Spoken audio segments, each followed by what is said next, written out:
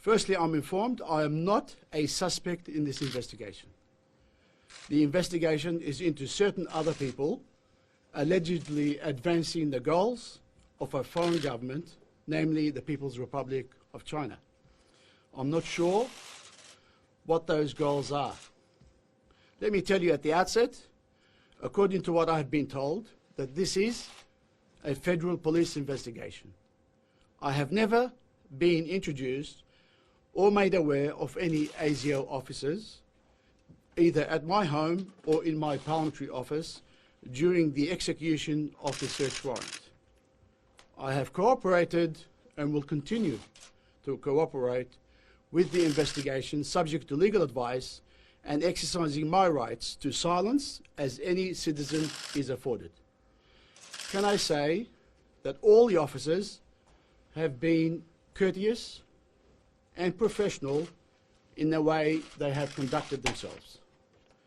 They've even assisted in limiting media intrusion into my family home and, more importantly, in the welfare of my very sick 83-year-old father who resides next door to me. The federal agents have a job to do, and it is imperative that they do their job without state and federal political interference. I am under no illusion that this is a serious investigation. The first of its kind. Precedents will be set and lives changed.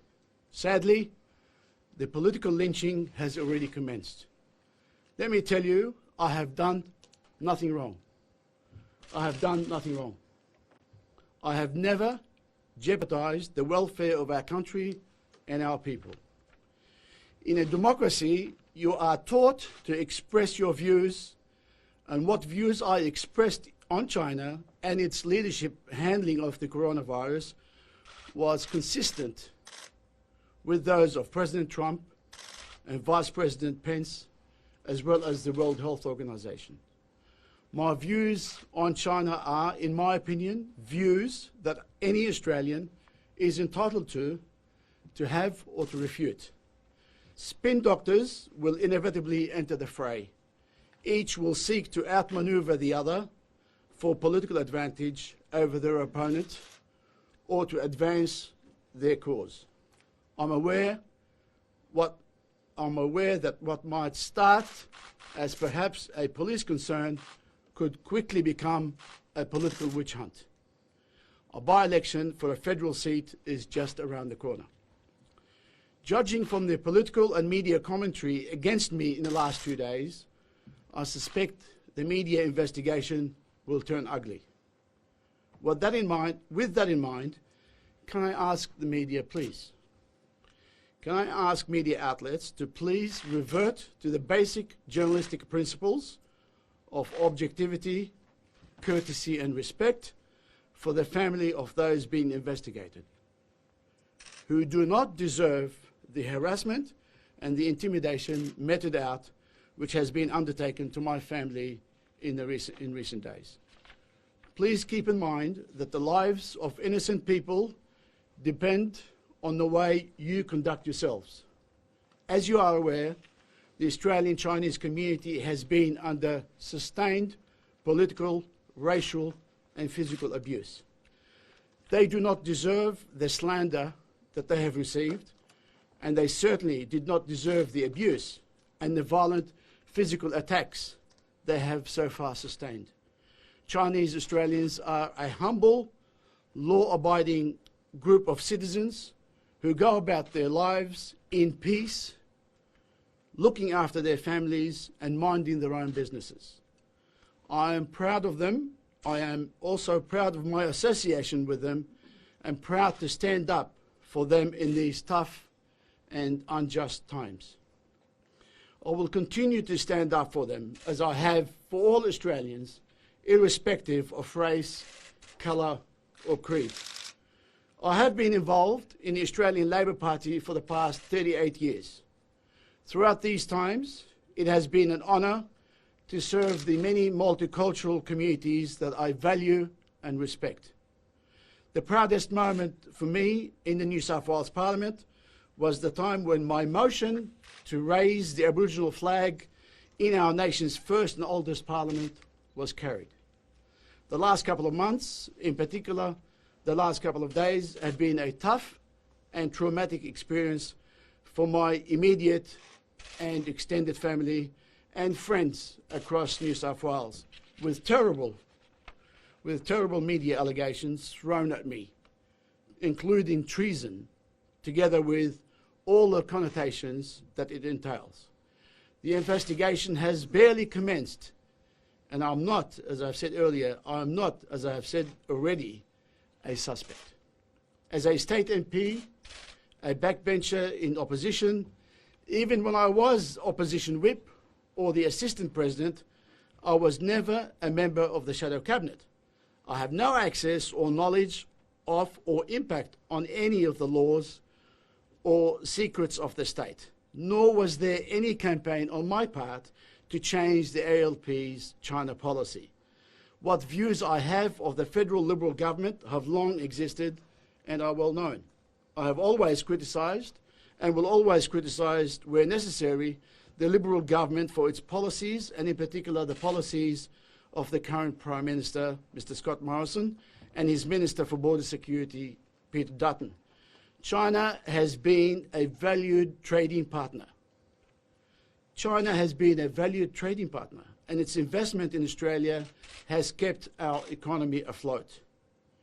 Generally, I tend to speak my mind and not mince words. I take solace in the fact that in our democracy, freedom of speech is a fundamental right.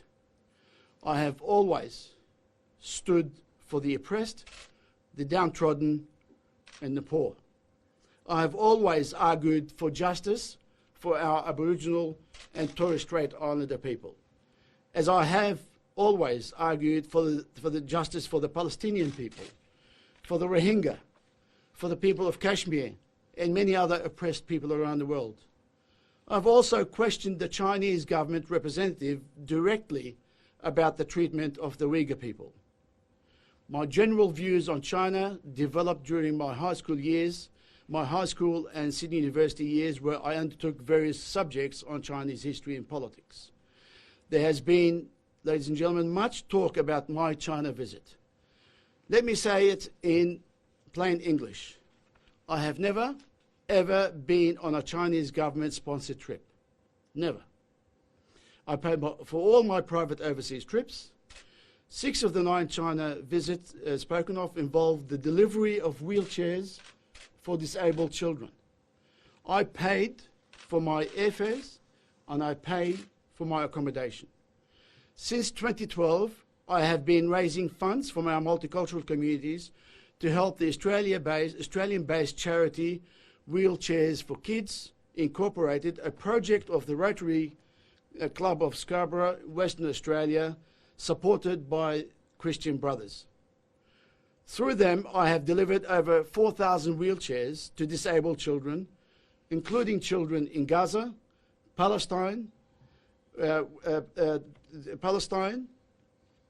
Syria, 2 containers to Syria, 3 containers to Lebanon, 4 containers to Pakistan, 3 containers to China, with the last container delivered to Shanghai's largest orphanage, Shanghai's Children's Home. Most recently, I have registered my own charity, Kids on Wheels Alliance Incorporated. I have subsequently visited wheelchair factories negotiating the cost of manufacturing in China in order to distribute wheelchairs in China and other parts of the world. 2 other trips were undertaken to China with local members of the Australian Chinese community, and one with a Liberal government-led delegation of parliamentary friends of Asia Pacific. Each of the participants, but more importantly myself, paid our own airfares while the Chinese authorities arranged accommodation for the delegation. The delegation was, at the time, led by Jonathan O'Dea, the current Speaker of the New South Wales Parliament. Also in attendance were the Honourable Natasha McLaren-Jones, MLC, the Government Whip in the Legislative Council, as well as Mr Mark Curray, MP, the member for Oatley, who is currently Government's Assistant Speaker. I cannot omit the attack on my wife by Ray Hadley of 2GB. It was outrageous. My wife is of Japanese descent and is a permanent resident of Australia. She is a registered migration agent. She works in a small, reputable immigration advisory company, Auza Migration Education Services. Mr. Hadley assumed she is Chinese, alleging that she and I made, and I quote, in quotes, we made sure that the Chinese people get a safe passage into Australia, end quotes. A rabid and ill-informed statement by a reactionary radio host. I may have been born in Lebanon, but my loyalties are, and foremost, to Australia. I am proud that I have been an Australian citizen for over 40 years. I have served in local government for 15 years and in the New South Wales Parliament for the past decade. My allegiance is first and foremost to Australia. I intend, before the close of business today, to write to the President of the Legislative Council to take leave of absence from the House to allow the orderly conduct of both the House and the investigation, such as it is, to continue. Thank you.